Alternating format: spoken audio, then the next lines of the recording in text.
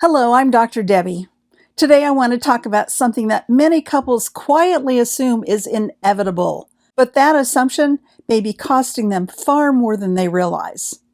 And it is simply the idea that romance doesn't last, it cannot last, that it's fragile, temporary, something that belongs to youth, novelty, or the so-called honeymoon phase, but it has no real place in a lifelong marriage with adult demands.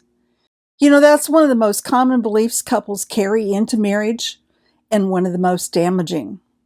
In reality, couples don't kill romance, they abandon it. Most couples don't immediately notice that romance is ending. They experience something more subtle. Romance doesn't instantly die through conflict. It fades through resignation. Couples are told, explicitly and implicitly, that romance is unrealistic. That passion naturally gives way to life in reality. That duty replaces desire. That responsibility crowds out wonder. So when something shifts, when life becomes heavier, more complicated, more demanding, they don't ask what's happening between us. They tell themselves, well, the honeymoon's over, just like they said it would happen. And once that belief is cemented in place, curiosity gives way to task management. Discovery gives way to efficiency. And romance quietly slips out the side door. Years ago, when I was teaching at Azusa Pacific University, a colleague asked if I would be willing to talk with one of his students. She was working on a research project, and her premise was this: romantic movies, especially the sentimental ones, perpetuate a dangerous myth. That they create unrealistic expectations about love, and that those expectations inevitably lead to disappointment.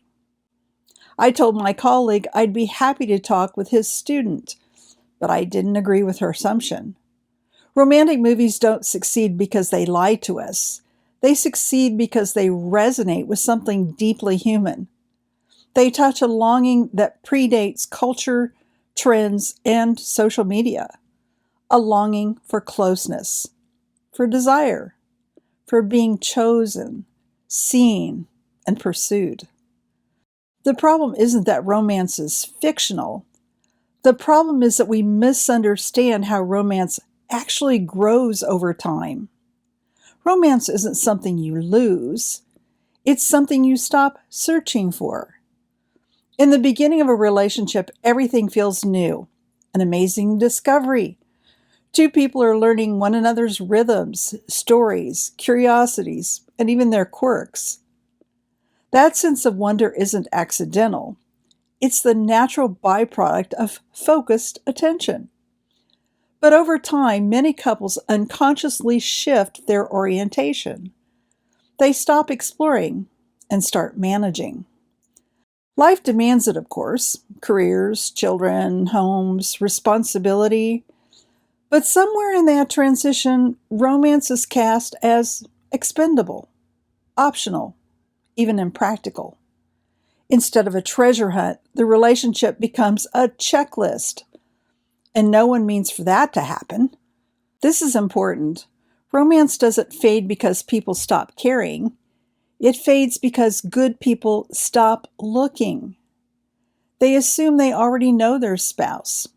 They assume familiarity equals understanding, that love equals loyalty, that commitment replaces curiosity. But romance requires orientation, not effort, not performance. Orientation. Romance grows when one person remains interested in the inner life of the other, when they each stay alert to beauty, goodness, and complexity, even when life is crowded and imperfect. When that orientation is lost, the treasure doesn't disappear, it just gets buried. One reason couples get off track here is because they're unprepared for what happens after the beginning. Every love story, whether it's a romantic movie or in real life, follows a familiar arc. There's the spark, the excitement, the sense of promise, and then something goes wrong. Misunderstanding, a disappointment, a moment when one person feels unsure about the other. That moment is not evidence that romance was an illusion. It's the test. Because romance always comes with a test, not to destroy love, but to deepen it. The problem is that most couples misinterpret the test. Instead of seeing it as an invitation to understanding one another more fully, they experience it as proof that something has gone wrong. In classic rom-com movies, the conflict is expected. The audience knows the characters will struggle before they reunite. The distance builds tension. The misunderstanding sharpens desire. But in real relationships, you're not an observer, so you can't so easily see what's happening. When something goes sideways, your focus changes to self-protection. He meant to hurt me. She doesn't care the way I thought she did. I knew it was too good to be true. At that point, the treasure hunt stops. Curiosity collapses into assumption. Hope gives way to self-survival. And romance doesn't disappear because love was unrealistic.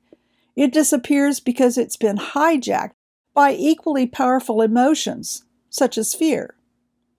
Here's the subtle shift most couples miss. Fear itself doesn't ruin romance. Defensiveness against fear is what does that job. Fear simply says, I might be hurt. Defensiveness says, I need to protect myself above all else. It's an automatic response, something that requires no conscious thought. And once defensiveness takes over, walls go up. Those walls keep out pain, but they also block tenderness, generosity, and reparation. Mates stop being curious. They stop believing the best. They stop searching for the good that made them fall in love in the first place. Romance doesn't stand a chance between two self-fortified people.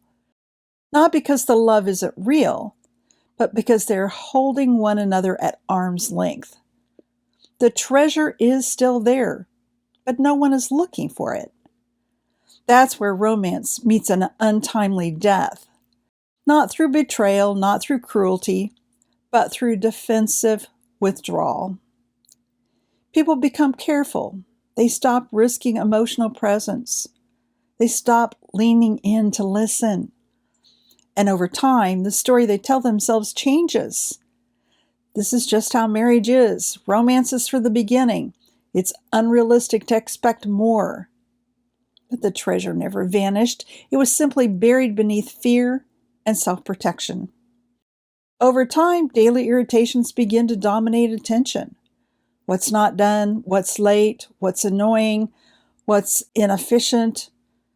The mind becomes trained to scan for problems, and whatever we repeatedly focus on will grow larger in our perception. The good is still there, the humor, the decency, the devotion, the strength, but it's surrounded by fog. Romance doesn't vanish because it wasn't real. It vanishes because attention shifted away from it. Romance is about seeing, not performing.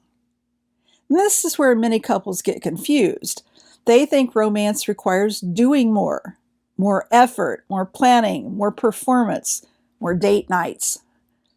But romance doesn't come from doing more things. It comes from seeing more truth. Romance is a lifelong treasure hunt, not a phase, and certainly not a burdensome task. Romance is born when one person feels noticed in their essence, not evaluated, corrected, or managed. When someone is encountered as a living mystery, not a known quantity. You don't fix romance, you rediscover it. When romance dies an untimely death, couples don't usually separate right away. They carry on, but something vital is lost. Life becomes functional instead of alive, transactional instead of relational, predictable instead of adventurous, intimate and meaningful. And many couples assume that's just the price of maturity. It is not. Romance doesn't demand novelty. It thrives when couples focus their attention on one another. Romance is not a phase you outgrow. It's a posture you either maintain or quietly abandon. It doesn't require fantasy. It requires curiosity and fascination. And for couples willing to return to the treasure hunt, to look again more deeply, more honestly, romance doesn't have to be surrendered because it never actually died. It was simply waiting to be rediscovered.